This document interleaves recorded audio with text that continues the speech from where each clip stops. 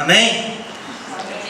Ixi, amém? Amém. Melhorou um pouquinho. Quem tem Bíblia aí? Diga amém. Amém. Então abra sua Bíblia lá em Provérbios.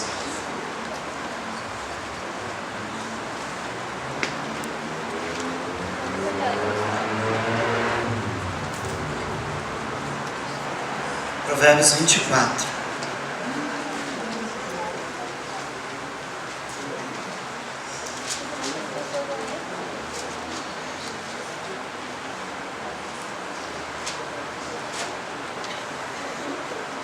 Provérbios 24, versículo 10. Quem achou aí, diga amém.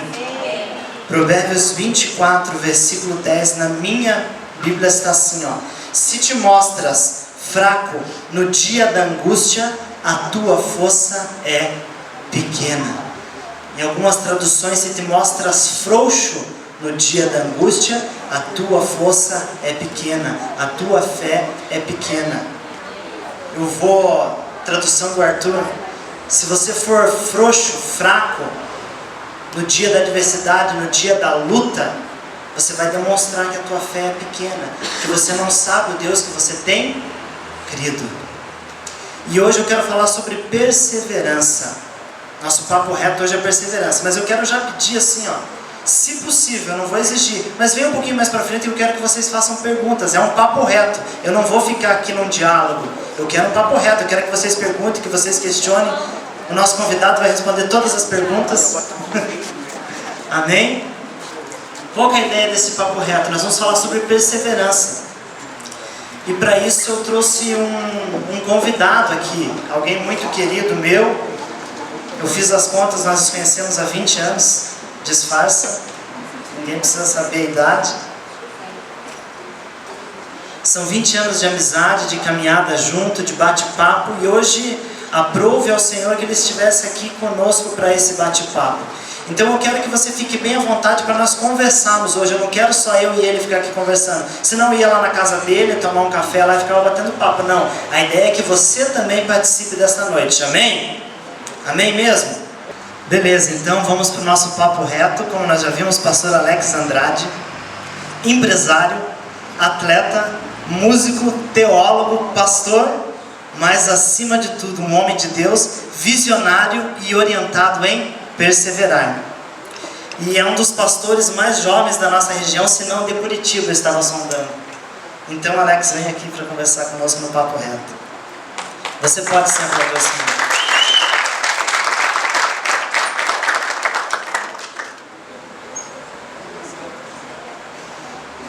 Vocês viram que ele destacou muito a questão de foco, né? E eu estou me divertindo aqui porque ele é um cara realmente muito focado. E ele foi pego de surpresa, de supetão, porque eu não falei nada disso. Falei? Boa noite a todos. Boa noite a todos, paz seja convosco. Em primeiro lugar, é um prazer estar com vocês aí. E ainda mais sabendo que é um projeto inicial. E eu gosto muito de projetos assim, porque quanto mais novidade nós tivermos dentro das nossas igrejas, mais capacidade nós teremos de alcançar pessoas. Sabe, veja comigo, muitas vezes nós queremos fazer cultos para nós. Já percebeu isso? A gente faz cultos, vamos cantar ao Senhor para que nós possamos louvar a Deus. E num momento como esse daqui, fica muito mais fácil você poder trazer seu amigo, seu colega, porque você fala assim: na minha igreja vai ter um cara lá que vai ser entrevistado, vamos lá ver o que ele tem para falar. E aqui, quando você traz a pessoa, o Espírito Santo dá o drible nele e ele é convencido e convertido em Cristo Jesus. A respeito do foco, é isso mesmo. Eu acho que o nosso foco sempre vai ser ganhar vidas, o nosso foco sempre vai ser ter a palavra de Deus como o nosso mapa. Então eu entendo que o foco vai por aí. Amém. Vamos lá.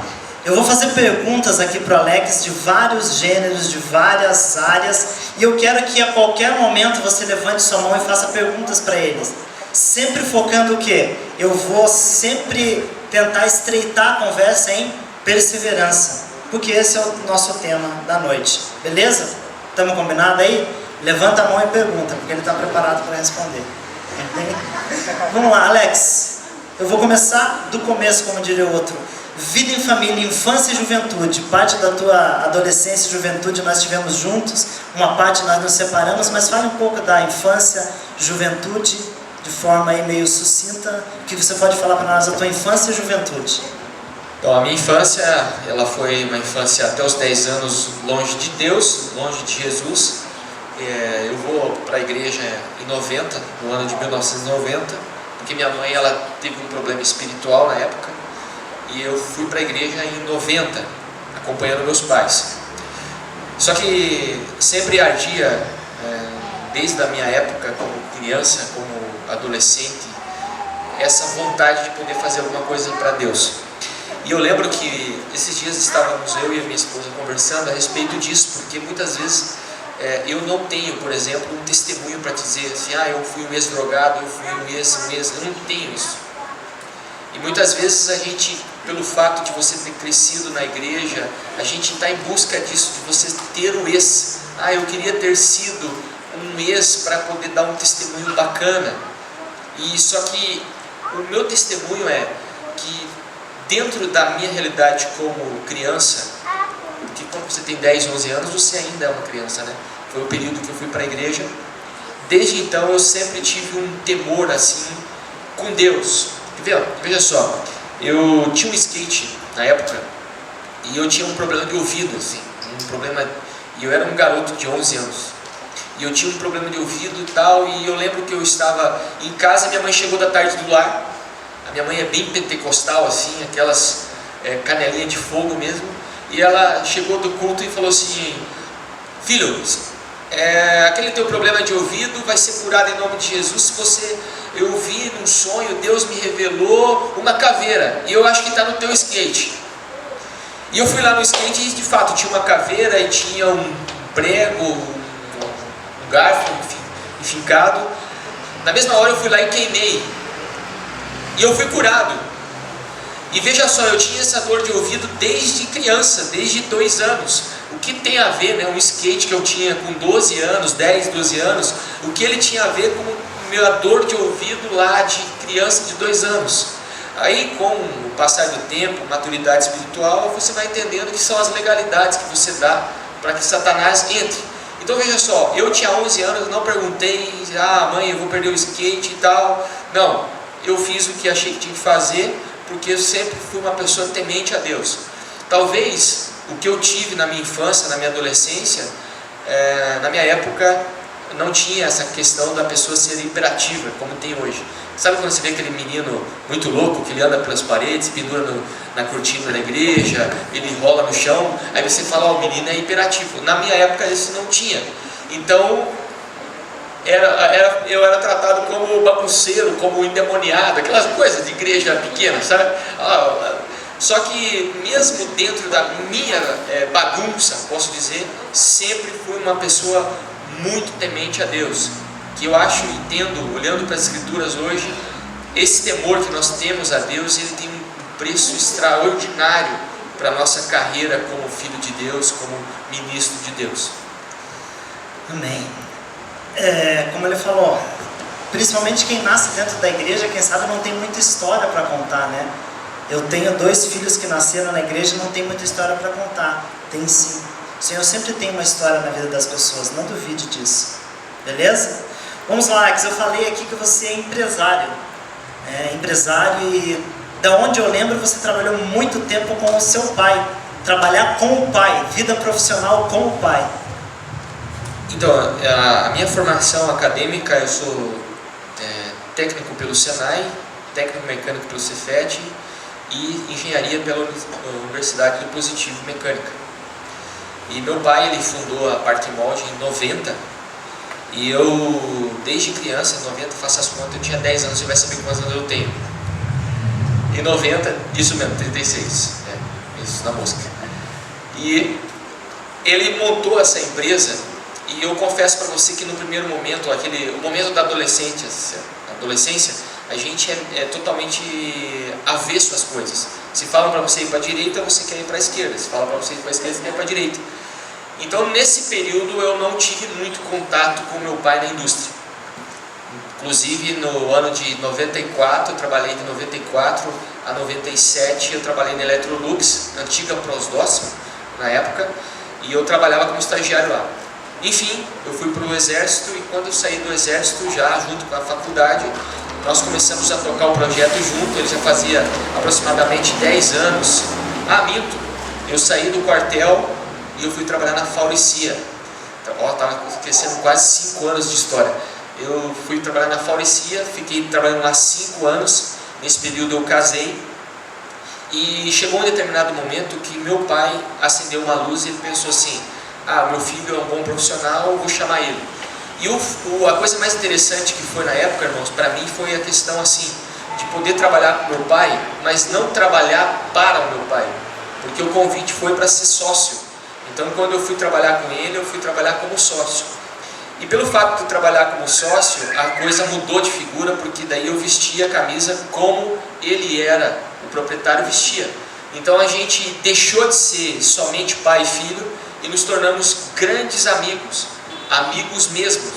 E, por exemplo, eu ficava muito mais tempo com ele do que com a minha família, do que com a minha esposa, porque eu tinha jornada de trabalho, e quando você tem uma indústria, você tem que trabalhar além da conta. Então o meu ramo com meu pai, eu trabalhei com ele até agora, final de 2014. Em 2014, por causa da nossa igreja, lembre-se, pelo fato de eu ser muito amigo do meu pai, o meu pai é o fundador da igreja que eu estou hoje, nós fundamos a igreja juntos, e pelo fato de nossa amizade ser tão boa, ele conseguiu entender que ele tinha, a vocação dele era continuar com a empresa, e ele acabou passando a presidência da igreja para mim. E hoje meu pai, eu já não estou mais na indústria com ele. Claro que quando tem alguma dificuldade com o projeto, eu trabalho junto com ele momentaneamente, mas ele é meu amigo, meu conselheiro na igreja local. Então ele, sabe aquele patrimônio tombado? Ele é esse homem lá, ele é o reverendo, né? Reverendo pastor Ivaldo. Então ele, pelo fato de, repito, porque pensa bem você comigo, o cara funda uma igreja. Nós fundamos a igreja do Evangelho Quadrangular ali a Templo Gospel com nossas condições financeiras na época. Você consegue entender comigo e dizer comigo que é muito difícil, né? Você como pai, você como mãe, fundar uma igreja e no meio do percurso você fala assim: não, eu acho que quem tem que conduzir a presidência da igreja é meu filho, né? Inclusive, isso foi até uma entrevista quando eu fui para a convenção agora, elevado aspirante. O pessoal me perguntou: mas como assim? Como é essa história? O teu pai, o pastor Ivaldo, eu conheço ele e tal, ele fundou a igreja e agora quem é o presidente é você e você manda nele. Porque o pessoal está preocupado com isso, você manda nele.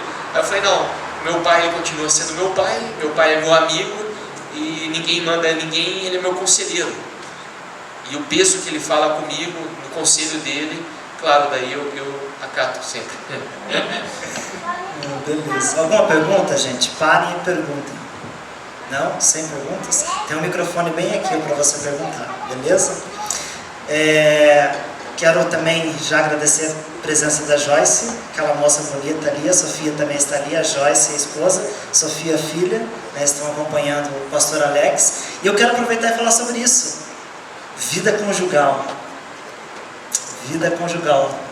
Então, eu casei em 2001. Nós casamos em 2001, dia 3 de novembro de 2001, no dia do aniversário da minha esposa. Eu conheço a minha esposa desde os 17 anos. Na verdade é o seguinte, eu conheço ela desde os 14. E eu era amigo dela por parte do irmão dela. Eu fiz amizade com o irmão dela e nós crescemos juntos, aquela coisa toda. Aí em 97 houve um affair, um olhou pro outro, o mundo parou, aconteceu aquele mundo de Matrix, sabe, aquela questão de que tudo para, tudo anda em câmera lenta e só a mulher anda rápido, tudo para. E eu lembro, toda vez que eu falo da minha esposa, essa é uma história que vai ficar gravada pelo menos para ela ainda. Eu era um garoto, estava fazendo curso técnico, então você nunca tem dinheiro, certo? Você é um estagiário, cara, então é aquele negócio que você usa o guarda-pó, vocês já viram? O cara põe o guarda-pó com a cinta aqui, amarrado na cintura e tal. Gente do céu! E eu sentado assim, sabe, no tubo ali do Pinheirinho, na plataforma, e a Joyce, vocês viram que ela tem 1,81 m, eu tenho 1,78 m. E vinha aquele mulherão correndo assim, sabe, gente? E ela usava a camisa, ela estudava no estadual, Colégio Estadual do Paraná, e ela rasgava aqui a gola da camisa, e ela tinha uma juba gigantesca assim. Irmãos, quando eu via aquela mulher vindo, correndo, e ela sempre estava correndo, para a impressão que ela sempre estava atrasada. Você acredita que eu não escutava nada? Parecia que o mundo parava assim, eu só via ela correndo assim. E eu falava assim, nossa, que mulher, que espetáculo. Aí, um dia, ela me chega na igreja, de salto alto, saia, e eu de calça de skatista. Sabe aquela calça cagada? Que a cueca fica parecendo um cofrinho, aquela coisa toda. E eu tinha um cabelo, ó, esse meu cabelo é um cabelo ruim, duro. E ele era duro, esticado. E vi aquele mulherão, eu falei, nossa, ela entrou aqui na igreja. Só que, como eu conheci o Lepa, que é o irmão dela, o Tiago, então a gente conversava, só que eu sempre fui um cara muito respeitoso. Porque eu pensava assim, não vai dar. Não vai dar. Não, e tem coisas piores. Eu era estagiário, ela estava na faculdade. Porque na época, você faz as contas aí, em 98, faculdade era só rico, milionário que fazia, não era um troço assim. E ela tinha o tal do celular, que era aquele tijolo que você abria assim. O celular fechado, aí ela abria. Alô? Eu estou na faculdade. E fechava. E eu de bicicleta. E até que e eu era músico já na época. E aconteceu um episódio legal que o pessoal foi tocar em Baiti. Então teve um culto, o pastor Francis foi fundar uma igreja lá em Baiti, do pastor João Aires. Isso, o pastor João Aires, ele tinha ido lá. E a Joyce mais a banda da igreja foram lá. E eu era o guitarrista e eu não fui por causa do trabalho. Aí eles voltaram, nossa, agora a gente vai fundar uma banda, e vai ser a banda da igreja e tal. E nisso, eu comecei a se aproximar da tal da Joyce. Porque eu tenho a minha irmã, a Poliana, ela não está aqui no Brasil, ela está na Austrália, mas ela canta bacana assim, ela canta bem. Então, através da Poliana, eu fui chegando, resumindo, viu que eu falo bastante. Resumindo, foram 4 anos e meio de noivado e casamento e namoro. Aí nós casamos, ela já estava com 22, ia fazer 22 também. Aí com 4 anos de casamento, nós tivemos a nossa princesa, nós tivemos a Sofia de Andrade. E o nosso ministério foi bacana porque assim, teve um episódio em 2007 que nós tivemos que ser polidos por Deus. Olha que legal, nós compramos um imóvel e na verdade nós vendemos o imóvel que nós estávamos e compramos um outro. Só que esse outro imóvel ele estava habitado ainda. E quando nós fechamos o negócio, era para o cara ter saído do imóvel. E chegou no dia ele não saiu. E eu tive que morar com a minha mãe. E nós tivemos que, isso mesmo, nós tivemos que morar com a minha mãe. Irmãos, e nesse 2007 o nosso casamento deu uma pegada, porque nós fomos morar com a minha mãe por causa de condições financeiras. Nós tínhamos que pagar a prestação do imóvel, tínhamos que pagar o condomínio e não tínhamos condições de alugar uma casa até o apartamento ser liberado. E ali a gente sentiu que o nosso casamento precisava ser polido. E é aí que é legal, porque o ministério da igreja local, ele vai nascer aí, ministério de grupo pequeno. Antes mesmo do nosso presidente, o Mário de Oliveira, falar de grupo pequeno na igreja quadrangular, em 2007, Deus ele usou essa situação no nosso casamento para colocar no nosso coração a necessidade do grupo pequeno. Porque quando nós estávamos passando por essa crise matrimonial, nós fomos discipulados por um casal. E o discipulado, ele transformou a nossa vida assim, da noite para o dia. De tal forma que a gente achou aquilo tão maravilhoso que não poderia ficar somente em 4 paredes. E foi então que eu e minha mulher, depois de restaurado, aproximadamente a gente ficou sendo discipulado 9 meses. Nós começamos um trabalho intenso do grupo familiar. Nós já tínhamos a Sofia já estava quase 2 aninhos na época, e nós começamos então com o ministério. Então, o que eu gosto de falar é assim: se você vai escolher um marido, uma esposa, saiba escolher, saiba e entenda o que você deve escolher. Você deve escolher algo que vá beneficiar o seu casamento, porque se a minha esposa não tivesse o coração voltado para a obra, o nosso casamento não seria impactante na igreja local, porque foi através do nosso casamento que nós conseguimos implantar o grupo familiar na nossa igreja. Hoje nós estamos com mais de 30 grupos familiares na nossa igreja, sabendo que a igreja do Evangelho Quadrangular não tem tradição em grupo pequeno. Veja só o que Deus pode fazer através de um casamento que está respaldado na fé. Então, o nosso casamento, constantemente, nós estamos ali sempre buscando ter respaldo por causa das experiências que nós tivemos com Deus. Amém. Nós falamos aqui também do Alex, do pastor Alex, que ele é atleta, participa de triatlon. Alguém me corrige aí? Triatlon. E o que despertou, né? Porque daí você é músico, você já participava da igreja, engenheiro, e triatlon. O que despertou esse desejo de participar? Na verdade foi necessidade, gente, porque assim, quando você começa a fazer muitas coisas, a gente vem com aquela desculpa: não tenho tempo para nada, então você começa a dormir mal, você começa a se alimentar mal, você começa a ter uma vida meio esquisita. E de fato, meu biotipo é para ser uma pessoa magra, e eu consegui ficar com 80 e tantos quilos. Melhor deixar 80 e tantos para não falar certinho, né? Eu consegui ficar com 80 e tantos quilos, e não pelo fato de ser gordo, mas pelo fato de que aquilo começou a trazer problemas. Que tipo de problemas? Por causa da minha alimentação, eu comia só tranqueira, né? Então eu tinha que comer rápido. Então você come salada, hot dog, pizza, aquela coisa toda, e eu comecei a ter uma dor de cabeça infernal. Uma dor de cabeça. Então ia uma caixa de Neosaldina na semana. E nós começamos a ficar preocupados com isso. Tinha uma dor no peito, sabe aquela vida sinistra, sempre cansado, aquela coisa toda, e problema. E um dia, olha o que aconteceu. Veja que eu comecei a praticar esporte não tem muito tempo. Vai fazer 4, 5 anos agora. Em 2011, uma irmã da nossa igreja, ela teve um problema numa cirurgia, e tivemos que fazer doação de sangue, e eu fui convocado para ir lá, e fui. Isso era dia 22 de dezembro, e eu fui lá doar sangue. Tá, gente, eu fui lá, chegou, os caras tiraram o sangue e tal, e me deu um treco lá. Fiquei meio estranho assim. Aí voltei para minha casa e tal. No outro dia chegou um telegrama dizendo: queremos que você retorne aqui o mais rápido possível. Isso já era dia 23 de dezembro. Aí eu fui lá, a mulher me levou, imagina um lugar escuro, igual tá lá atrás assim, tinha só uma maca.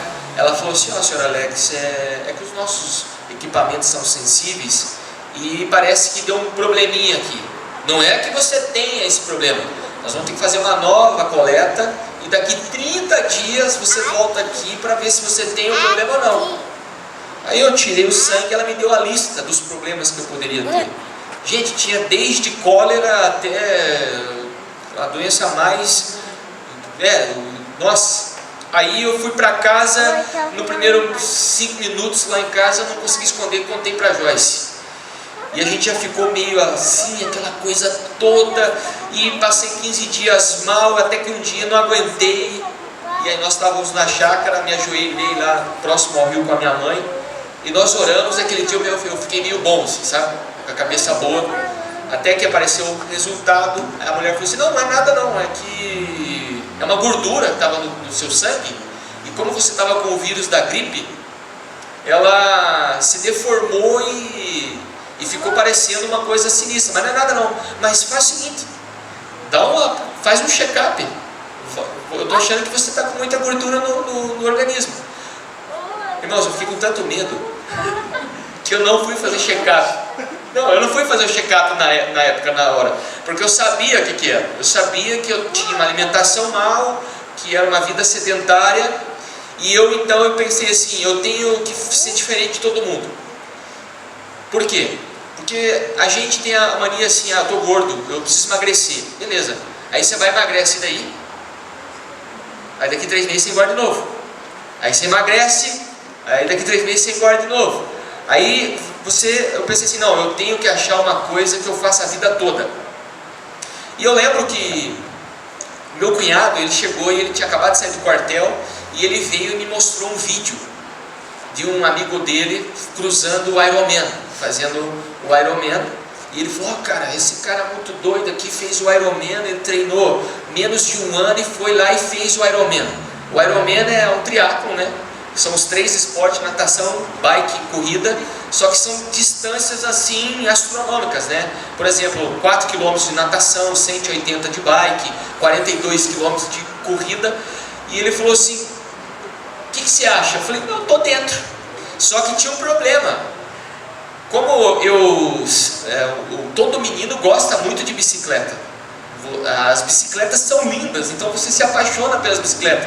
Mas eu sou casado. Como que eu comprei essa bicicleta? A bicicleta é uma fortuna. Então começou, sabe, desse jeito. Aí foi aonde, pasme você, há 4 anos atrás, o esporte triatlon aqui em Curitiba, ele era pouco difundido. Então nós tínhamos aqui em Curitiba a Amaral e a Web Treino, que eram as mais aparentes. E eu fiz uma pesquisa e achei a tal da BeHap. Achei a tal da BeHap, onde o nosso querido ministro de louvor lá, o Thiago Ribeiro, trabalha. Inclusive o Thiago Ribeiro foi o meu personal aí por um tempo, meu preparador para o meio Iron. E eu comecei, tanto é que eu fui lá para a academia, conversei com o técnico lá e falei assim, ó, eu preciso de algo que eu me encante. Daí ele me explicou o preço da parcela por mês, eu falei, nossa. Aí eu falei assim, não, eu vou desistir. Se eu pagar só uma parcela, eu vou desistir. Aí eu dei o cartão e coloquei o ano todo. Daí tinha eles faziam um abatimento lá. Irmãos, eu acredito, pasme você, eu me encantei com esse esporte e hoje ele virou estilo de vida. Então, o que é estilo de vida? É você cuidar de alimentação, é você cuidar de treino 3 horas por dia, divido meus treinos 1h30 de manhã, 1h30 à noite. E como faz isso? Cara, tem que arrumar tempo. Pra você ter uma ideia, na época, quando eu comecei lá, eu tinha que acordar às 5h30 da manhã para estar na piscina às 6 horas da manhã, aí nadava até 7h30, tomava um banho para 8 horas estar lá na empresa com meu pai. Então era assim. Daí hoje as coisas eu consegui orquestrando, tem hora que eu treino na hora do almoço e aí vai. Não, já estou falando o quê? Não é desculpa para ninguém treinar. Claro, não precisa ser um triatlo, pode ser uma corrida, pode ser uma natação, enfim. Uma parte aqui que para mim em particular, é a mais importante, na verdade, Alex. Mas antes de falar isso aí, eu quero te constranger na seguinte situação. Para todos aqui, você vem de uma boa família, uma família estruturada, você tem uma boa família, uma linda família, você tem uma excelente formação acadêmica, você tem uma excelente e em grande sucesso empresário, e você reputou tudo isso como perda por amor ao ministério. Você abriu mão eu sei que até de momentos com a tua família por amor ao ministério. Nunca deixou em falta, mas abriu mão, quem sabe, de noites, de dias, de momentos onde eu vi você com uma pilha de livros preparando aulas para a escola bíblica. E você abriu mão tudo disso por conta de uma vida ministerial. Eu coloquei aqui de músico a pastor titular. Eu quero que você fale um pouco disso para a gente fechar esse momento. Gente, obrigado pelo carinho. Vocês viram que a historinha do terminal, ela não foi combinado, tá? Viu que toda vez, pelo jeito, essa historinha vai seguir a gente aí, porque foi algo bonito mesmo. Então, é bem isso mesmo. Sabe, ser igual a todo mundo É só você se acordar 8 horas da manhã, trabalhar, bater cartão, e você vai ser igual a todo mundo. Você vai ser um cara que tem casa, carro e uma família. Só que Deus, ele chamou o cristão, chamou eu e você para muito mais do que isso. Porque, veja só, vocês estão falando de uma pessoa de sucesso, talvez, aparentemente. Mas a questão é, quantas pessoas que não têm sucesso? Quantas pessoas que estão no insucesso? Então, você que tem sucesso na vida, o nosso papel é fazer com que as pessoas que não tenham sucesso possam alcançar um sucesso. E eu e minha esposa, ela é um espetáculo para mim por causa disso, porque ela nunca disse não para a obra de Deus. Ela nunca disse não para o ministério. E à medida que a gente foi crescendo dentro da jornada, foi muito bacana, porque como o pastor Arthur falou, eu comecei como músico, daí eu fui como, poxa vida, professor de escola bíblica, diácono, sabe aquela coisa de fritador de pastel, sabe aquela coisa que você faz tudo.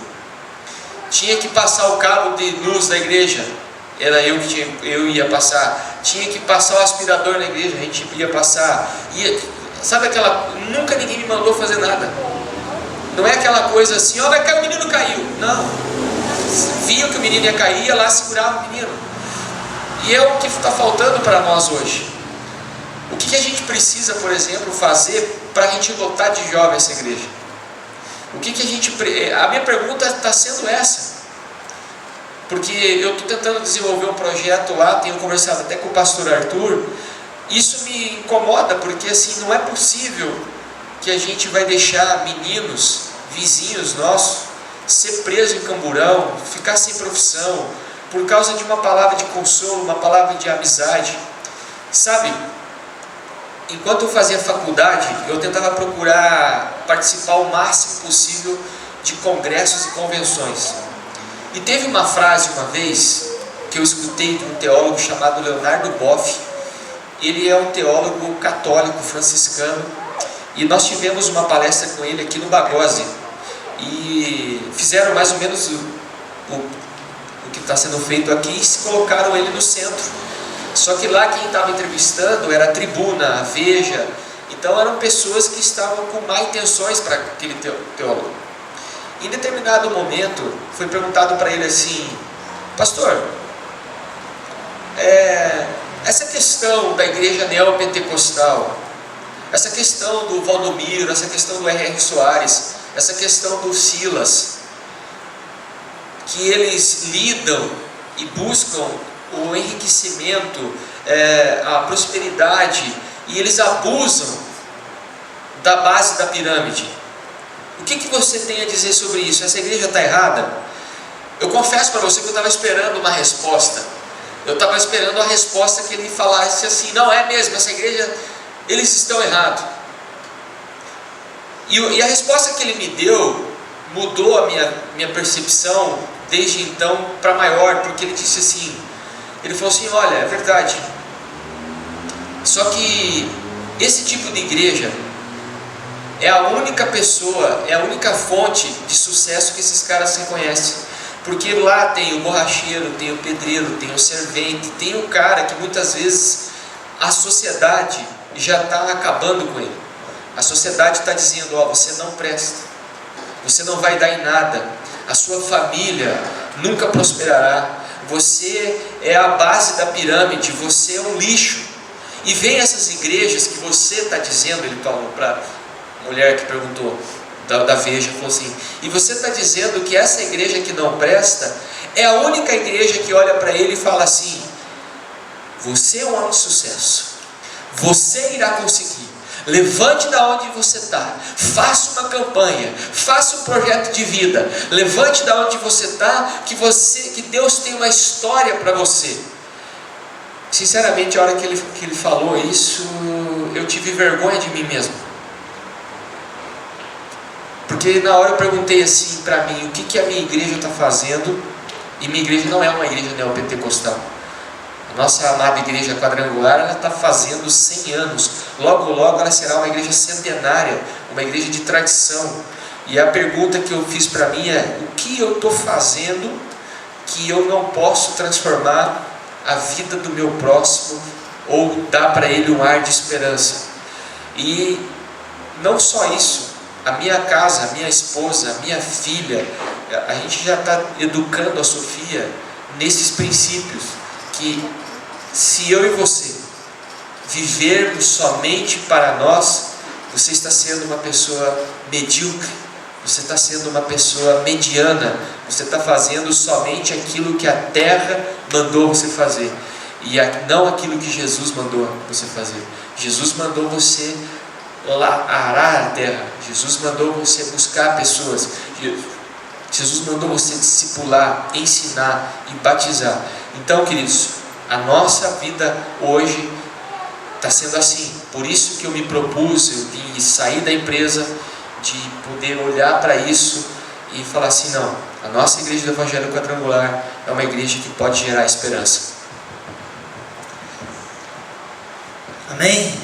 Alguém quer fazer alguma pergunta? Alguém quer fazer alguma pergunta? Eu tentei fazer não um diálogo aqui, mas vocês não perguntam. Vou para uns temas mais... Não, mas é isso daí mesmo. O que eu quero dizer para vocês? Constantemente eu tenho falado aqui sobre isso, sobre amor e perseverança na obra. Tenho desafiado vocês a algumas coisas. E como, quem sabe, a minha vida pode não ter sido um exemplo para que vocês se convençam disso, eu trouxe alguém diferente aqui para falar para vocês que dá sim, é possível. Pastor Alex Andrade, ele está aqui com seus 36 anos, como eu falei, salvo engano, eu não vou me lembrar, em Curitiba de um pastor titular mais novo, não lembro se tem. O pastor Carlos deve estar na mesma faixa de idade, é um dos mais novos de Curitiba. Tem revolucionado a igreja dele, deu um salto, deu um pico na membresia da igreja, através de ações revolucionárias, sem perder o foco, sempre perseverando. Então é possível. E eu o convidei aqui, nós temos esse bate-papo reto, direto e sem muita historinha para dizer que você não tem desculpa para dizer que não é possível. Você não tem argumentos para mim para dizer não, eu não posso. Você pode. E eu digo com toda certeza, você pode, você consegue, você é capaz. Você só precisa de uma palavrinha só: foco, perseverança.